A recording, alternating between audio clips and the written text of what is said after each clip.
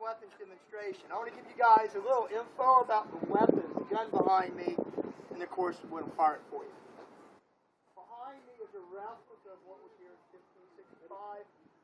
We're not shoot a historic weapon simply because the value of the weapon, but I value myself much more. If they lose a weapon, it's a bad morning for me because I can't dodge all the hot iron.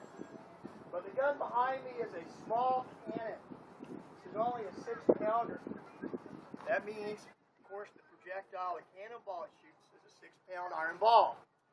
Think about solid iron. Well, it can't be very big if it's only 6 pounds. You'd be right. It's only about the size of a modern baseball. So people get the misconception, it's a little tiny gun, can't do anything. I had one day say that cute. I had to say it's not cute, it's a cannon. They had smaller guns. They had 3, 4, 5 pounders. In the realm of the small guns, this is the big end. They had much bigger cannons with them. They had a few 12-pounders. They had 24 and 36 pounders. Now, all this time when we talk about pounders, all that means is what these things shoot. How much does that weigh? 36-pound cannonballs, almost the size of your head.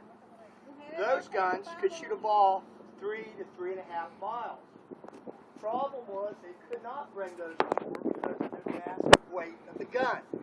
This is just over 800 pounds, and the big guns were 2.5 to 3.5 tons. Very, very big guns. The way they got them on ships in Spain is they'd have to pull a ship up to a pier that was constructed into deep water.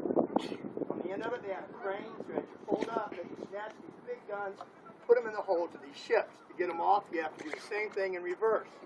St. Augustine was located in the field behind you for the first 9 months of his existence, and it took about 4 months before the Spanish had anything remotely resembling the kind of pier so they could get bigger guns ashore. Now, in the middle of all this, they got a 12-pounder ashore. They don't talk much about it, and they don't say they got any more ashore, so it must have been an awful thing to do. These were being brought ashore by hand. Soldiers. No beast of burden yet. Beast of burden, all walked on 2 legs, and all had names. They were soldiers. And so, the wheels, nice, beautiful iron wheels, cut into this soil like this butter on a nice rainy day. Take 12 guys or more to move these, they'll sink up to the hubs. So on a nice dry field like this, it's not an issue moving these guns around, but that's why these guns were chosen. Now the Spanish felt, well, we've got a problem. All we can bring ashore are these small guns. This is only accurate to about 3/4 of a mile. A very trained crew, and that's the Spanish, they were very trained, could get it to shoot about a mile, depending on a lot of conditions. If you're shooting in a strong headwind, no, but it's not going to be accurate at that distance. You can get it to fly pretty far. So, to make themselves feel a little safer, they brought 20 of these ashore.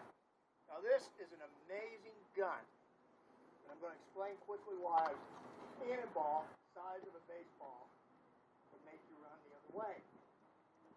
The gun behind me is called a 6-pound for what it shoots.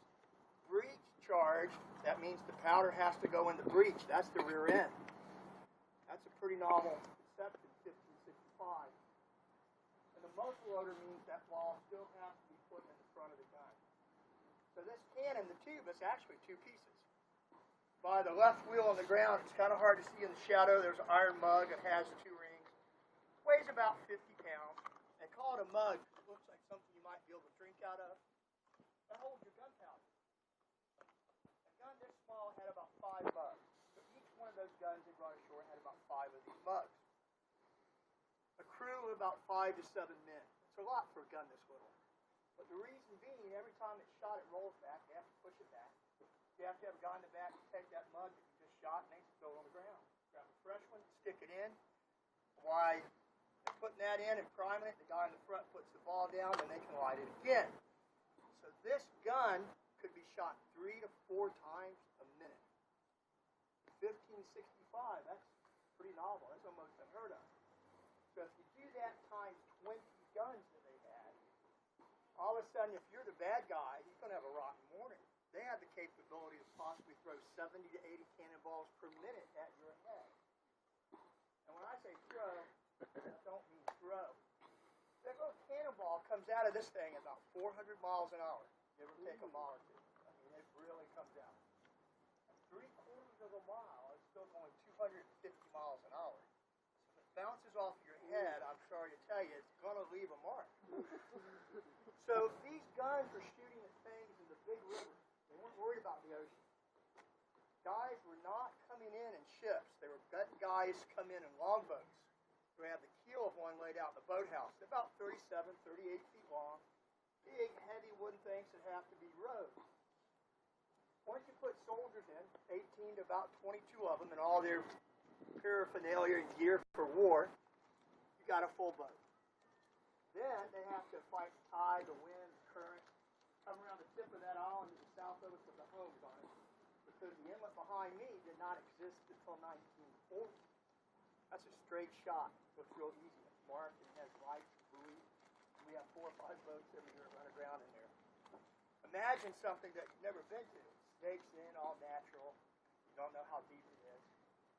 The Spanish used to have to still sound their way through there most often than not.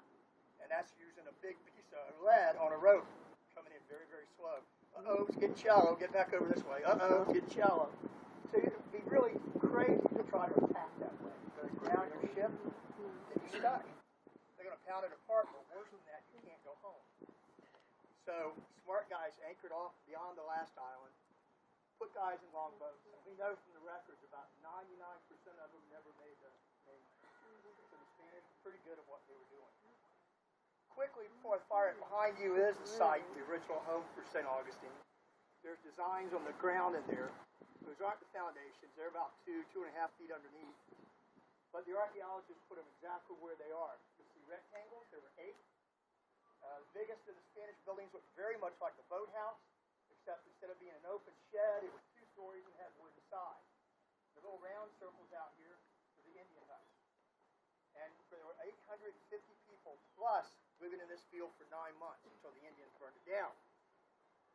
Then they didn't rebuild here. You have to remember these Spaniards are living right on top of this village. They have built a wall near the tree line to separate the Indians from themselves. Most days it worked pretty well. Once the Indians had had enough, they had had enough. It was easier for the Indians to pull in allies from surrounding areas than the Spanish. There's no more help anywhere near for those guys. The Spanish went out to the island where the homes are and lived for 2 years, all the while continuing to build St. Augustine, which moved a little to the south. So, in essence, what happens is we are the oldest continually occupied European settlement. Everyone's heard of Jamestown. We are 42 years old. There were 29 women and children in 1565 here with these Spaniards. The kids were grandparents when Jamestown was established. And we're 55 years before the Pilgrims, so we've been here a long time. It's not, you haven't heard it, it's not a surprise. As Americans, we speak English, and whether you realize it or not, all that history you had to learn, whether you loved it or hated every second of it, is English history. So there's no need to talk about early Florida history, because that's tooting the horn for the Spanish. They just didn't do it. When I was a kid growing up here, our history book said 1492, Columbus sails the ocean blue, flip the page, and we're in Jamestown. It's like something's missing from my book. Well, we're here. I know we're living here. I can see the town. Why aren't we in history books? That eventually changed. You're going to shoot the gun. Now, I'm going to warn you. I'm going to yell, "Fuego!" So you know it's coming because it will startle you. It doesn't go poof. It makes pretty good boom. I'm shooting maybe a 20th of a full charge. Full charge would be half the weight of the cannonball, which is a 6-pound ball. I'm not going to do a full charge only because 1 pound of black powder, 1 stick of dynamite. So a full charge, you guys would jump out of your shorts and you'd be deaf for 3 hours. We don't want that to happen. And I think it's still going to get you guys to jump anyway. It happens very quickly. Otherwise, the cannon's not working correctly. If you goes, boom, the target needs to be quick. So if everything's going correctly, she's going to fire very quickly. Is it going to be loud? Yeah. Come on, you'll expect it. Papa's cover your ears. He's covering his. Okay. He's putting earplugs on. No.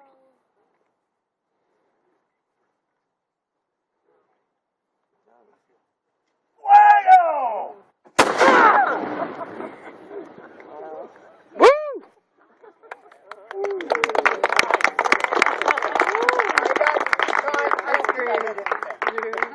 Guys, thanks for coming out and sweating with me this morning. If you enjoyed it, if you have questions, I'll be glad to answer them for you. Enjoy your day, enjoy the park, and have a great day. Bye-bye, guys. I mean, I knew it was a boom. I couldn't hear what you were